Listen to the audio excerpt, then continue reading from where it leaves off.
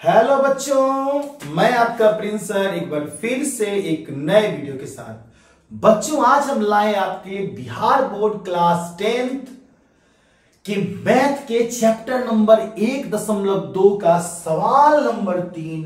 बच्चों, हमारा सवाल है कि अभाज्य गुणनखंड विधि से एचसीएफ और एलसीएम ज्ञात करें। अभाज्य गुणनखंड विधि से एचसीएफ और एलसीएम ज्ञात करें।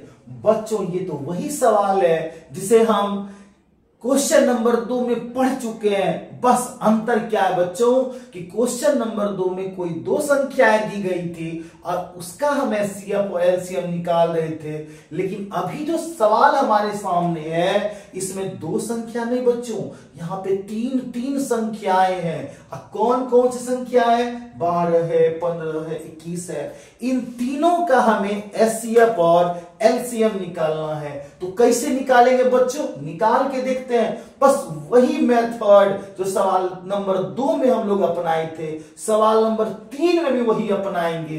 तो क्या बच्चों, क्या मेथड था कि जो भी संख्याएं दी गई है पहले आप उसका अभाज्य गुणनखंड निकाल लें। क्या निकाल लें? अभाज्य गुणनखंड निकाल लें। तो निकालते हैं बच्चों। सबसे पहले 12 का हम अभाज्य गुणनखंड निकालेंगे। क्या करें बच्चों? 4 से भाग दें? नहीं, कहां? सबसे छोटी संख्या कौन सी बच्चों? 2 से हम भाग दें। तो 2 से हम भाग देते हैं तो 12 6 बार में, और फिर बच्चों 2 से यह 3 बार में, और फिर बच्चों 3 से 1 बार में। हो गया बच्चों। अब हम इसको नोट कर लेते हैं।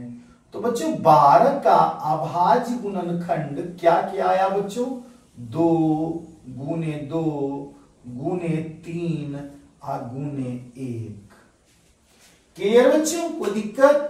अब 15 का भी उसी प्रकार से हम अभाज्य गुणनखंड निकालेंगे। तो 15 का कैसे निकाले बच्चों? 3 से 5 बार में 15, फिर इस 5 से 1 बार में।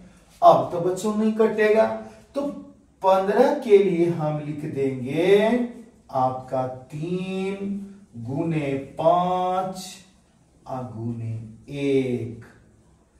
कोई दिक्कत बच्चों? तो 12 हमारा निकल चुका है, 15 निकल चुका। अब बच्चों क्या बचा? 21। अब हम 21 का भी अभाज्य गुणनखंड निकालेंगे।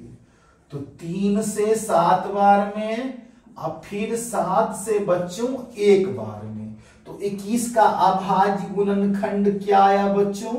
21 का अभाज्य गुणनखंड 3 गुने 7 गुने 1। जो भी संख्याएं दी गई है पहले आप उसका गुणनखंड निकाल दीजिए एलसीएम मेथड से। अब बच्चों, अब हमें निकालना क्या है? निकालना है एचसीएफ और एलसीएम। एचसीएफ और एलसीएम। तो कैसे निकाले बच्चों?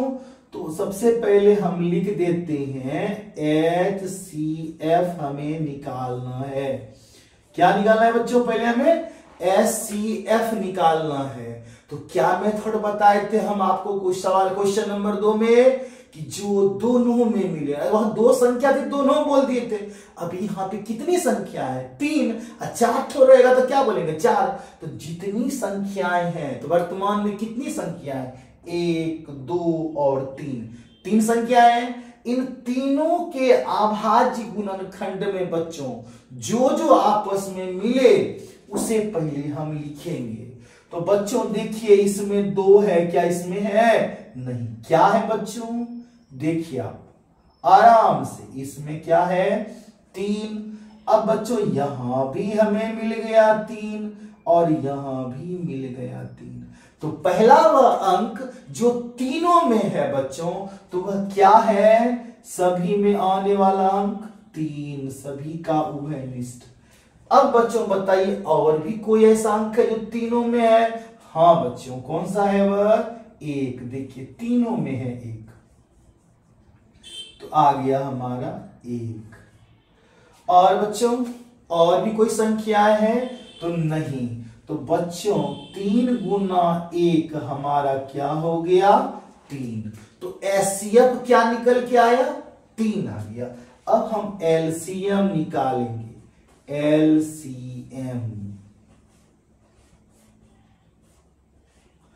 एलसीएम का बच्चों क्या मेथड है, जो आपने एचसीएफ में प्राप्त किया, आपने एचसीएफ में जो प्राप्त किया सबसे पहले उसे लिख दें। तो सबसे पहले एचसीएफ में आपने क्या प्राप्त किया बताइए। तो क्या प्राप्त किया आपने 3 प्राप्त किया है। तो सबसे पहले हम लिख देते हैं यहां पे आपका 3। अब बच्चों एचसीएफ के अंक को लिखने के बाद जितने यहां बेकार पड़े हुए हैं, मतलब जो नहीं मिला बेकार का पड़ा है, तो इतने बारात में ये दोनों मिलने वाला है। शेष बचे थे कौन 2 और 2, तो 2 गुने 2 कर लेते हैं। तो कितना आ गया बच्चों 4। तो इसका बच्चों हो गया काम 2 गुने 2 खत्म। अब बच्चों इस बारात में देखें तो 3 था 5 था और 1 था। 3 1 तो मिल चुका है तीनों में। शेष कौन बचा हुआ था आपका 5। तो आप यहां पे 5 लिख दें। अब बच्चों इन तीनों में शेष कौन बचा हुआ था जो किसी से मैच नहीं कर रहा था। तो आ गया बच्चों आपका 7। अब बच्चों इसमें 2 गुने 2 बचा हुआ था, इसमें 5 बचा हुआ था और इसमें 7 बचा हुआ था। अब सभी को हम यहां पे लिख दिए। अब गुना कर देंगे 3 गुने 4 12। अब 12 गुने 5 हो गया 60। अब 60 गुने 7 हो गया बच्चों 420। तो इस प्रश्न का एचसीएफ हो गया आपका 3 और एलसीएम हो गया 420। तो बच्चों समझ गए हो, स्क्रीनशॉट ले लें। चलते हैं अगले सवाल पर। हमारा दूसरा सवाल है 17 23 29। इसका भी हमें एचसीएफ और एलसीएम निकालना है। तो वही प्रोसेस बच्चों, वही मेथड। हम क्या करेंगे 17 का 23 का 29 का हम क्या निकालेंगे अभाज्य गुणनखंड। तो बच्चों 17 का जब हम अभाज्य गुणनखंड निकालेंगे तो 17 को विभाजित करने वाला 17 को छोड़ के दूसरा कोई अंक तो है ही नहीं। तो हम 17 से ही विभाजित करेंगे। तो 17 से बच्चों एक बार में क्या आ गया 17। अब 1 आ गया, अब तो कुछ नहीं हो सकता है। आगे बच्चों 23 के लिए बच्चों अब यहां भी बताइए क्या 2 से कट जाएगा, 3 से कटेगा, 4 से कटेगा, बक बुरबक किसी से नहीं कटेगा। किससे कटेगा बच्चों सीधे 23 से कटेगा। तो 23 से क्या करेंगे बच्चों कितने बार में 1 बार में। कितने बार में 1 बार में। हई गधा बोलता है 5 बार में, बक 1 बार में आएगा। 23 गुना 1 23, तो 5 बार कैसे हो गया। अब देखिए बच्चों अब हम 29 का निकालेंगे। 29 का निकालेंगे तो क्या फिर बेवकूफी नहीं करना है बच्चों। किससे कटेगा 29 2 से 3 से 5 से नहीं बच्चों 29 से ही कटेगा। तो 29 से ही हम क्या करेंगे इसे विभाजित करेंगे। कितनी बार में 1 बार में। अब बच्चों कुछ नहीं इसका होने वाला है। तो क्या करें बच्चों अब हम बारी बारी से सबके अभाज्य गुणनखंड को लिख देंगे। तो 17 का क्या निकाले थे बच्चों 17 गुने 1। तो उसी तरह बच्चों 23 का हम क्या निकाले हैं 23 का निकाले हैं 23 गुने 1। अब फिर बच्चों 29 का क्या निकाले हैं 29 का निकाले हैं 29 गुना 1। लिख दिया बच्चों हमने। अब क्या निकालना है सर एचसीएफ और एलसीएम। तो पहले बच्चों हम एचसीएफ ही निकालेंगे। एचसीएफ कैसे निकलेगा बच्चों एचसीएफ। क्या सूत्र बताएं आपको हम कि जो संख्या तीनों में मिले। तो बच्चों देखिए अब बताइए हमको तीनों में क्या मिल रहा है। इसमें भी 1, इसमें भी 1 और इसमें भी 1। और कोई नहीं। तो एचसीएफ बच्चों क्या हमारा हो गया, एचसीएफ हो गया एक, और तो कुछ है ही नहीं। किसको लिखे हम यहां। अब एलसीएम की बारी आती है बच्चों, एलसीएम। एलसीएम, तो एलसीएम कैसे निकालेंगे बच्चों, सबसे पहले आपने एचसीएफ में जो निकाला है पहले उसको लिख दीजिए। तो एचसीएफ में क्या निकालने हैं आप बच्चों, एक निकालें। एचसीएफ कितना निकाले हैं, एक। सबसे पहले आप एक को लिख दें। अब एक लिखने के बाद जितने बेकार पड़े हुए हैं, जितने बेकार सभी को लिख दें बच्चों। तो क्या क्या है, 17 है, फिर 23 है, उसके बाद 29 है। अब बारी आती है बच्चों गुना करने की। 17 गुने 23 और गुने 29 कितना होता है, फटाफट गुना कीजिए। आपसे पहले लिख देंगे, देखिए 11,339 कितना होता है बच्चों, 11,339 हो गया बच्चों, समझ में आ रहा है। तो स्क्रीनशॉट ले ले बच्चों। चलते हैं अगले सवाल की। तो बच्चों आते हैं अपने हम तीसरे सवाल की ओर। बच्चों एक रिक्वेस्ट है कि अगर आप लोग हमारे चैनल को सब्सक्राइब नहीं किए हैं तो प्यारे बच्चों जल्दी जल्दी आप हमारे चैनल को सब्सक्राइब कर दें और हमारे वीडियोस को अपने दोस्तों में भी शेयर करें, ताकि वे लोग भी हमारे वीडियोस का लाभ लेकर के अपनी परीक्षा में बेहतर से बेहतर अंक प्राप्त कर सके। तो बच्चों बिना समय गंवाते हुए चलते हैं अपने सवाल पे और सीखते हैं। तो बच्चों 8, 9 और 25 का फिर से हमें वही एचसीएफ और एलसीएम निकालना है। तो कैसे निकालें बच्चों, तो 8 का वही बच्चों क्या करेंगे, हम अभाज्य गुणनखंड निकालेंगे। तो 8 का निकालेंगे, 2 से हो गया हमारा 4 बार में, फिर 2 से 2 बार में, फिर 2 से 1 बार में।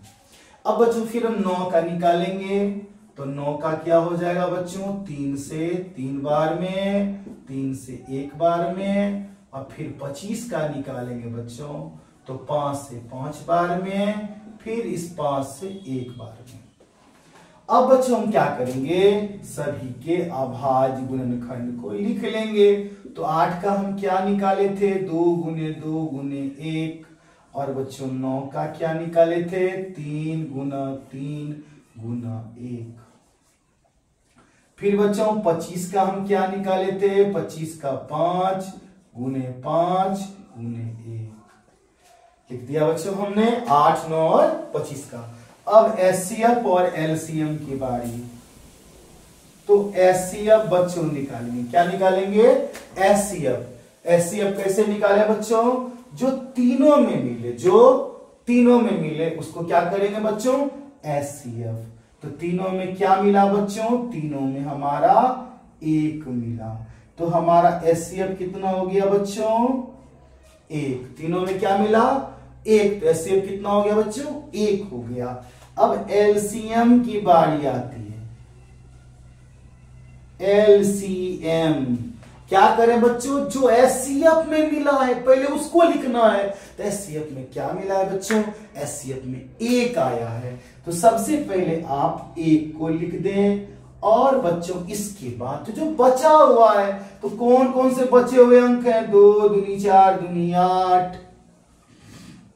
अब अगर बच्चों इस सभी को अगर एक एक करके लिखेंगे तो बहुत सारा जगह ले लेगा बच्चों, इसीलिए गुना कर देते हैं। आप चाहे तो आप अकेले अकेले भी लिख सकते हैं। तो 2 दूनी 4 दूनी कितना हो गया बच्चों, 8, और 3 तिया कितना हो गया बच्चों, 9, अब 5 गुने 5 कितना हो गया बच्चों, 25।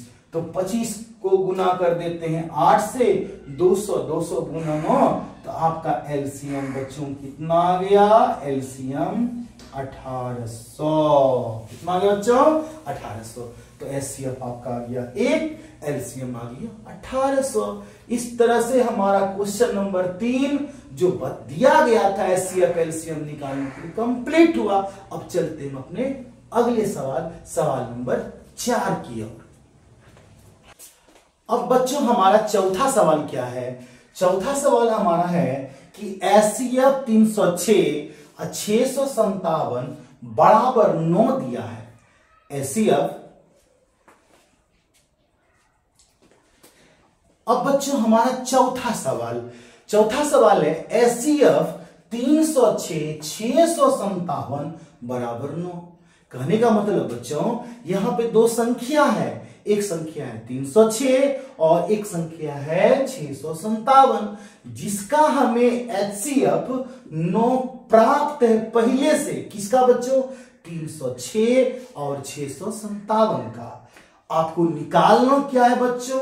तो आपको एलसीएम निकालना है। क्या निकालना है? एलसीएम निकालना है। किसका? 306 और 657 का। तो बच्चों कभी भी ऐसा सवाल जब आपके प्रश्न पत्र में मौजूद हो कि एचसीएफ दिया है एलसीएम निकालना है या एलसीएम दिया है एचसीएफ निकालना है, तो बच्चों कभी घबराए नहीं। क्या करें बच्चों? हम लोग एक रूल पढ़े थे। वह रूल क्या था कि दो संख्या का गुणनफल बराबर एचसीएफ गुने एलसीएम। दो संख्या का गुणनफल बराबर एचसीएफ गुने एलसीएम। दो संख्या कौन कौन सी बच्चों? पहली संख्या, दूसरी संख्या। तो वही लिखेंगे बच्चों। सबसे पहले हम लोग उस सूत्र को ही लिखेंगे। तो लिखते हैं हम लोग बच्चों, चूंकि एचसीएफ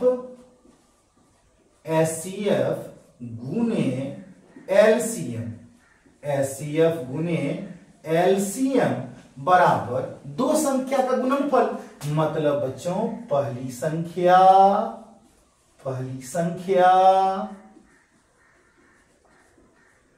गुने दूसरी संख्या, पहली संख्या गुने दूसरी संख्या। तो दो संख्या का गुणनफल बराबर एचसीएफ गुने एलसीएम, या बच्चों हम कह दें उल्टा करके कि एचसीएफ गुने एलसीएम बराबर दो संख्या गुणनफल, अर्थात पहली संख्या गुने दूसरी संख्या। तो अब इस सूत्र पर बच्चों अगर हम लिखेंगे तो बताइए जो आपको दिया गया हो एचसीएफ और एलसीएम में जो दिया गया हो, तो क्या दिया है बच्चों? देखिए आपको दिया गया है एचसीएफ, तो एचसीएफ के जगह आप लिख दे 9। एलसीएम तो आपको मालूम नहीं है, तो एलसीएम की जगह आपका एलसीएम ही रह गया। अब बच्चों पहली संख्या क्या है? 306 और 657 में, तो आपका आ गया 306।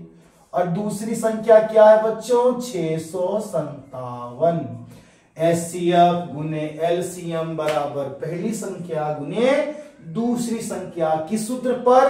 तो दो संख्या का गुणनफल बराबर एचसीएफ गुने एलसीएम। भूलना नहीं है बच्चों।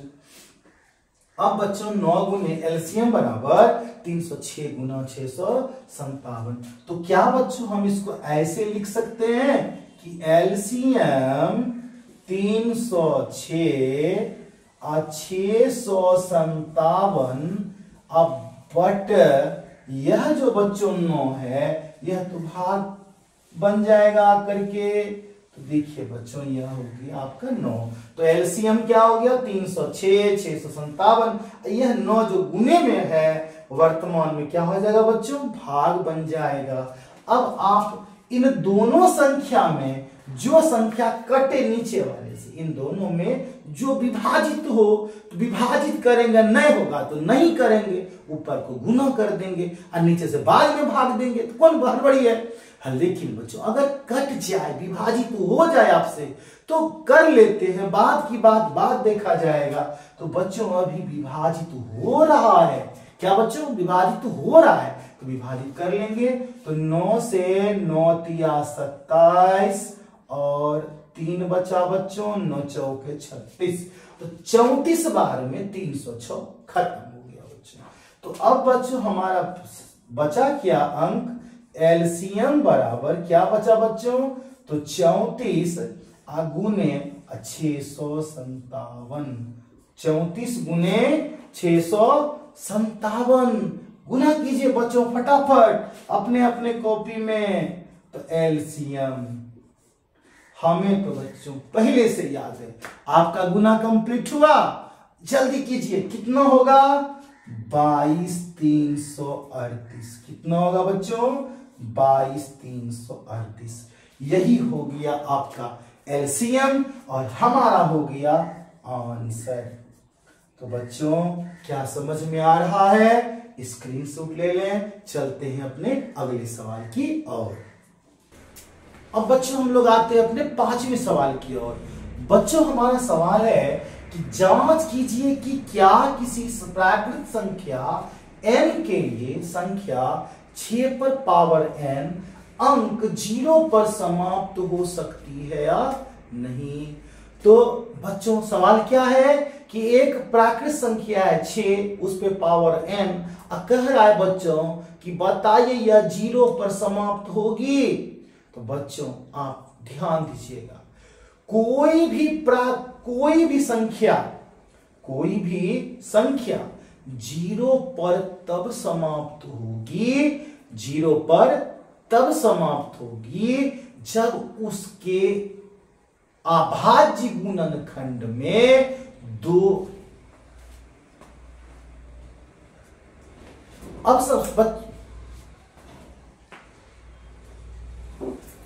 बच्चों हम लोग आते हैं अपने 5वें सवाल की ओर। हमारा 5वां सवाल है कि जांच कीजिए कि क्या किसी प्राकृत संख्या n के लिए संख्या 6 पर पावर n अंक 0 पर समाप्त हो सकती है या नहीं। तो बच्चों आप याद कर लीजिए, कोई भी संख्या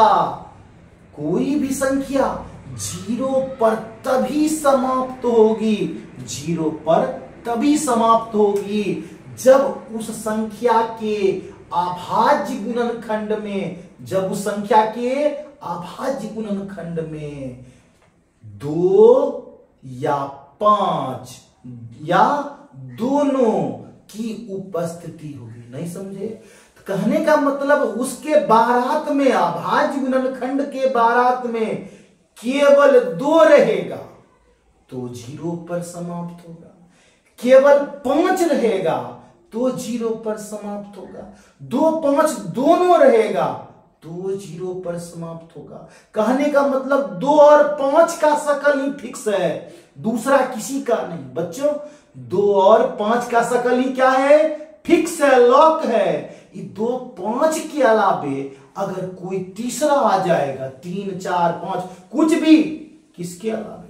2 5 के अलावे और नहीं दिखना चाहिए बच्चों, केवल 2 5 और एकदम दिखना ही नहीं।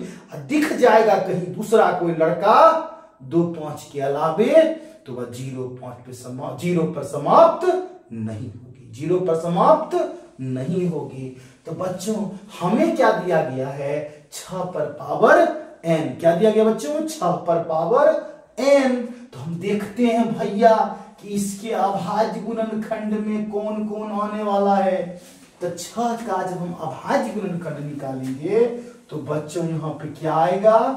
2 गुने 3। क्या आया बच्चों? 2 गुने 3। तो 2 गुने 3। तो बच्चों शकल किसका पसंद है? सर जी बोल दिए, और पढ़ने आएगा तो खाली 2 आएगा या खाली 5 आएगा, या मन करेगा दोनों आएगा, 2 भी आएगा 5 भी आएगा। लेकिन अरे भाई 2 5 को छोड़ करके तीसरा कोई मत आना। किसी को लेके अगर भी आएगा तो सबको भगा देंगे, किसी को नहीं पढ़ाएंगे। तो 2 5 के अलावा अगर कोई भी आ जाएगा बच्चों, किसमें? अभाज्य गुणनखंड में 2 5 के अलावा एकदम कोई स्वीकार नहीं है, तो बच्चों क्या होगा? 0 पर समाप्त नहीं होगा। तो इसलिए बच्चों 6 का अभाज्य गुणनखंड में 2 के साथ कौन आ गया है? 3 आ गया। अकेले 2 रहता तो यह 0 पर समाप्त होता, लेकिन 3 आ गया है, 2 5 के बड़े लोग आ गया है, इसलिए 0 पर समाप्त नहीं होगा। तो हम लिख सकते हैं चूंकि 6 के अभाज्य गुणनखंड में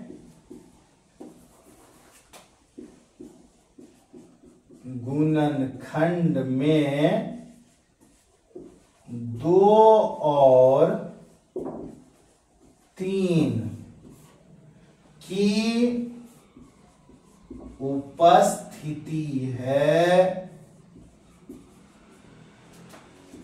और कोई भी संख्या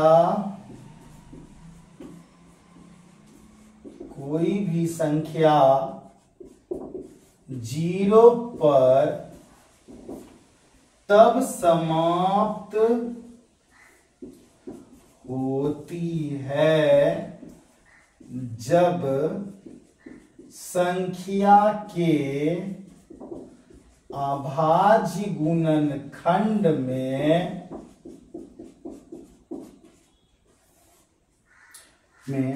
2 पर पावर m गुने 5 पर पावर n का रूप होता है।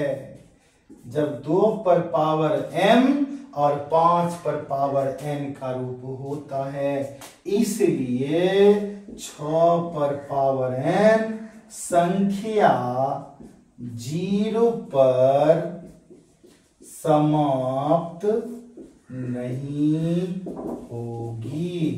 संख्या 6 पर पावर n 0 पर समाप्त नहीं होगी। बच्चों समझ में आ गया हो, स्क्रीनशॉट ले लें। चलते हैं अपने अगले सवाल। अब बच्चों हमारा छठा सवाल क्या है बच्चों की व्याख्या करें 7 गुने 11 गुने 13 जोड़ 13 और 7 गुने 6 गुने 5 गुने 4 गुने 3 गुने 2 गुने 1 जोड़ 5 भाज्य संख्या है, क्यों? तो बच्चों इस सवाल को हल करने के लिए हम सबसे पहले अपने प्रश्न के प्रथम शर्त को लेंगे। सबसे पहले किसको लेंगे बच्चों? प्रथम शर्त को लेंगे।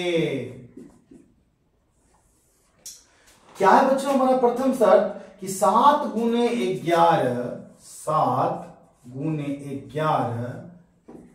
गुने 13 जोड़ 13। सबसे पहले हम इसे हल करके देखेंगे यह भाज्य संख्या है या नहीं है। अब बच्चों यहां देखिए बच्चों, ये एक टीम हो गया और ये बच्चों बीच में प्लस लगने के बाद ये दूसरा टीम हो गया। अब इन दोनों में अब देखिए बच्चों क्या कॉमन है, दोनों में कुछ कॉमन ले सकते हैं, तो कॉमन हमारा है 13। अब बच्चों क्या क्या बचा? 7, फिर बचा 11, 13 की जगह क्या आ गया बच्चों? 1, फिर प्लस की जगह प्लस, 13 की जगह क्या आ गया? 1। सबसे पहले इन दोनों पक्षों में से हम एक कॉमन संख्या ढूंढ के निकाल लेंगे। तो किसे ढूंढ के निकाले हम? 13 को ढूंढ के निकाल लिए। तो 7 की जगह 7, 11 की जगह 11 और 13 की जगह 13 तो निकाल चुके, तो क्या लिखे? 1। और फिर 13 तो कॉमन ले चुके, क्या लिखेंगे? 1। अब बच्चों 13, अब यहां देखिए बच्चों 11 गुने 7 हो जाएगा 77, अब प्लस हो जाएगा 1। तो अब बच्चों 13 गुने 77 और 1 कितना हो गया बच्चों? 78। तो अब 13 को 78 से गुने कर देंगे। तो 13 को जब हम 78 से गुने करेंगे तो हमारा आंसर आ गया 1014। अब बच्चों याद रहे अभाज्य संख्या किसे कहते हैं? अभाज्य संख्या किसे कहते हैं? अभाज्य संख्या ऐसी संख्या जिसका केवल एक उभयनिष्ठ गुणनखंड हो, उसको हम अभाज्य कहते हैं। जैसे में 13, 17, 19 ये सब क्या है बच्चों? अभाज्य का है। तो इसका गुणनखंड निकालिएगा आप तो 17 का क्या आएगा? 17 गुने 1 केवल एक उभयनिष्ठ गुणनखंड है। अब 19 का निकालिएगा तो 19 गुने 1 केवल एक उभयनिष्ठ गुणनखंड है। लेकिन बच्चों ये सब अभाज्य संख्या है, लेकिन भाज्य संख्या किसको कहेंगे हम बच्चों? भाज्य संख्या ऐसी संख्या, भाज्य संख्या ऐसी संख्या जिसका एक से अधिक उभयनिष्ठ गुणनखंड हो, एक से अधिक उभयनिष्ठ गुणनखंड हो। जैसे में 6, तो 6 करके 2 गुने 3 कितना हो गया? 6। तो 6 के गुणनखंड में क्या क्या आया, 2 और 3, तो यहाँ पे 1 से अधिक है बच्चों। अब 15 का निकालिए, 3 गुने 5 तो 1 से अधिक है बच्चों। 25 का निकालिए, 5 गुने 5 1 से अधिक है बच्चों। 24 का निकालिए, 8 गुने 3 1 से अधिक है बच्चों। ये भाज्य है, जबकि 13, 17, 19 ये सब क्या है, अभाज्य है। तो अभी जो हमारा ये 1014 है, तो यहाँ पे भी आप देख लीजिए 13 से विभाजित भी है, 78 से विभाजित है। 1014 13 से भी कट जाएगा 78 बार में, और 78 से भाग दीजिएगा 13 बार में कट जाएगा, और भी कई सारी संख्याएं हैं। तो यह 1014 जो हमारी संख्या है, इसका 1 से अधिक उभयनिष्ठ गुणनखंड है, इसलिए यह भाज्य संख्या है। अतः भाज्य संख्या है, अतः भाज्य संख्या है। अब बच्चों हम आते हैं अपने द्वितीय शर्त की ओर। द्वितीय शर्त से अब बच्चों हमारा द्वितीय शर्त क्या कह रहा है कि 7 गुने 6 गुने 5 गुने 4 गुने 3 गुने 2 गुने 1 जोड़ 5। अब बच्चों ये देखिए दोनों अलग अलग पक्ष हैं। अब इन दोनों में कुछ कॉमन हो सकता है, तो बच्चों कर लेते हैं कॉमन, तो 5 हो जाएगा। 7 गुने 6 गुने 5 की जगह 1 गुने 4 गुने 3 गुने 2 गुने 1 प्लस 1, जहां जहां बच्चों 5 वहां वहां 1, क्योंकि हमने 5 को कॉमन कर लिया है। अब बच्चों 5 इन सबों को अगर गुना कीजिएगा 1 तक, तो ये आपका आ जाएगा 1008। अब प्लस 1, तो बच्चों 5 गुना 1000, 5 गुने इनको जोड़ दीजिएगा तो कितना मिल जाता है आपका 1009। तो जब आप 5 से 1009 को गुना कीजिएगा बच्चों, तो आपका आ जाएगा 5045।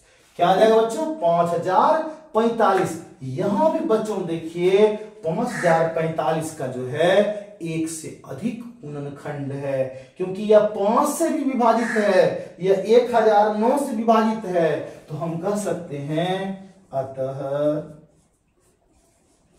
भाज्य संख्याएं हैं। तो इस तरह से बच्चों हमारा सवाल नंबर 6 पूरा हुआ। चलते हैं अपने अगले सवाल, 7वें सवाल। अब बच्चों हमारा 7वां सवाल है कि किसी खेल के मैदान के चारों ओर एक वृत्ताकार पथ है। इस मैदान का एक चक्कर लगाने में सूर्या को 18 मिनट लगते हैं, जबकि इसी मैदान का एक चक्कर लगाने में रवि को 12 मिनट लगते हैं। यदि दोनों एक ही स्थान और एक ही समय चलना प्रारंभ करें, तो कितने समय बाद वे प्रारंभिक स्थान पर मिलेंगे। बच्चों इस सवाल को क्या करेंगे, इस सवाल को हम 18 और 12 जो 2 अंक दिया गया है, इसका हमें एलसीएम निकाल लेना है। बस आपका आंसर आ जाएगा बच्चों। तो 18 का एलसीएम, 18 और 12 का एलसीएम निकालने के लिए सबसे पहले हमें 18 और 12 का अभाज्य गुणनखंड निकालना होगा। तो 18 का अभाज्य गुणनखंड निकालने के लिए बच्चों हम निकालते हैं 2 से 9 बार में 18, फिर 3 से 3 बार में 9, फिर से 3 से 1 बार में 3। तो 18 का अभाज्य गुणनखंड बच्चों क्या आ गया, 2 गुने 3 गुने 3 गुने 1। अब बच्चों 12 का हमें निकालना है अभाज्य गुणनखंड।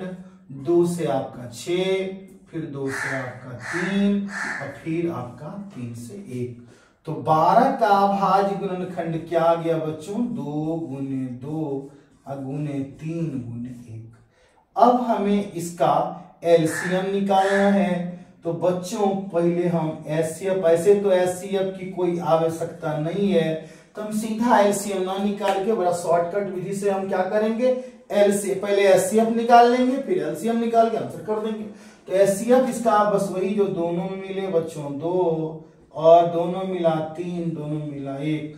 तो बच्चों 2 गुना 3 गुना 1 HCF आ गया 6 और LCM बच्चों निकालना, LCM जो HCF आया उसे लिख दें, बाकी जो बचा, बाकी क्या बचा है बच्चों 3 और 2, तो 3 और 2 6 गुने 3 18 गुने 2, आंसर हो गया बच्चों 36। तो 36 मिनट के बाद वे दोनों प्रारंभिक स्थान पर मिलेंगे, यही बच्चों आपका है आंसर। तो इस तरह से आपका जो चैप्टर है वह खत्म हुआ। बच्चों अगर सारे सवाल आपको समझ में आए हो तो कृपया हमारे चैनल को